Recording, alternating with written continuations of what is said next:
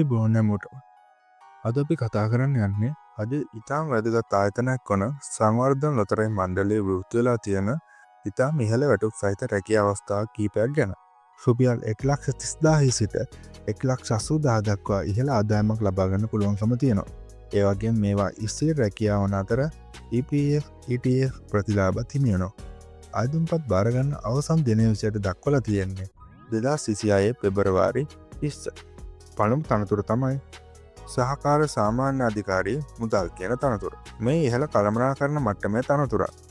වැටුප 2026 වසර සඳහා රුපියල් 81,710ක් වන අතර සියලු දීමනා එක්ක මාසික රුපියල් 1,80,000ක් පමණ මුදලක් උපයන්න පුළුවන්. මේ සුදුසුකම් වශයෙන් දක්වලා තියෙනවා කළමනාකරණය වාණික හෝ ගිණුම්කරණය පිළිබඳ උපාධියක් සමග වසර 5ක කළමනාකරන මට්ටමේ පළපුරුද්දක් තියෙන්න ඕන.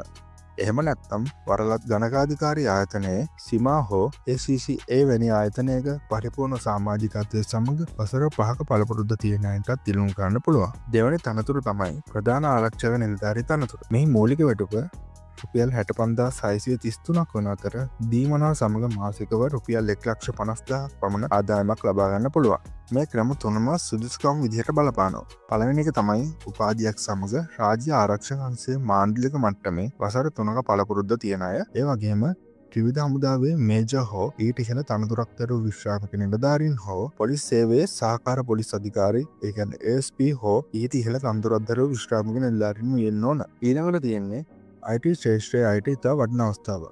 තොරතුරු තාක්ෂණ සහකාර IT ඇසිස්ටන්ට් කියන තනතුර. මේ පුරප්පාඩු 3ක් අපිට බලා ගන්න පුළුවන්.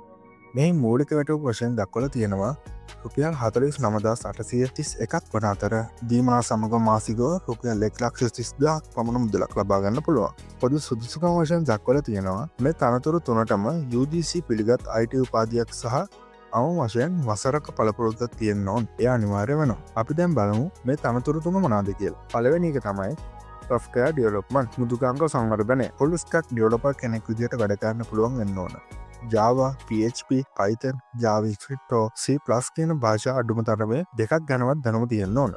දෙවෙනි එක තමයි network and system administration, server වැඩ, router, firewall සහ cloud තාක්ෂණය ගැන ප්‍රායෝගික දැනුම තියෙන අයට මේක ගැලපෙනවා. තුන්වෙනි එක තමයි information security තොරතුරු ආරක්ෂණය, cyber security, ISO Prometheus සහ risk assessment ගැන දැනුම තියෙන අයට මේ සඳහා ඉල්ලුම් කරන්න පුළුවන්. එසේම මේ පොදු කරුණක් විසින් දක්වලා තියෙනවා මේ හැම තනතුරකටම ආයුධම් කරන අයගේ වයස අවුරුදු 22ත් 45ක් අතර වෙන්න ඕන කියලා. දැන් බලමු කොහොමද හරියටම ඇප්ලයි කරන්න කියලා.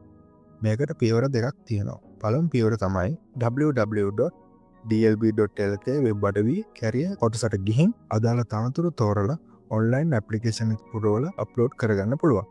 දෙවන පියවර තමයි ඔන්ලයින් පුරවපු ආයුධම්පතේ ආර්ට් කොපි එකක් අරගෙන අදාළ සහතිකවල පිටපතත් එක්ක ලියාපදිංචි තැපෑලෙන් මේ ලිපිනයට එවන්න ඕන. නැත්තම් අතින් ගිහින් බාර දෙන්න පුළුවන්. ලිපිනය තමයි සභාපති, ප්‍රධාන විධායක නිලධාරී, සංවර්ධන ලොතරැයි මණ්ඩලය, අංක 356, ආචාර්ය කොල්ලින් ආදේශිල්ලා මාවත, යූනියන් ප්‍රදේශ කොළඹ 2. එසේම ලියුම් කවරේ වම්පස ඉහළ කෙළවරේ ඉල්ලුම් කරන තනතුරේ නම ලියන්නත් අමතක කරන්න එපා. ඉතින් මේ වීඩියෝ ඔයාලට වැදගත් වුණා නම් යාළුවන්ටත් බලන්න ෂෙයා කරන්න. ඊළඟ වීඩියෝ එකකින් හම්බෙමු. ජය වේවා.